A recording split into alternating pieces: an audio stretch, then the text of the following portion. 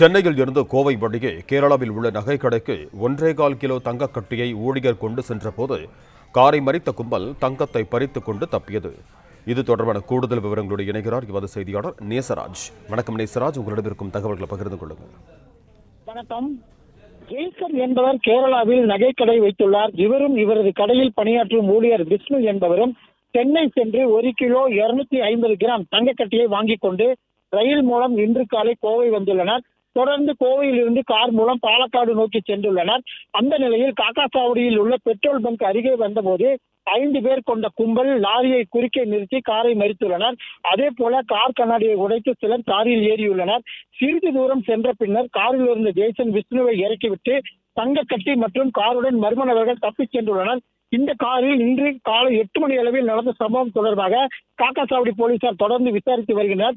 அதே போல அந்த சம்பவம் நடந்த இடத்தில் CCTV பதிவுகளை வைத்து விசாரணை துவக்கப்பட்டுள்ளது குறிப்பிடத்தக்கது.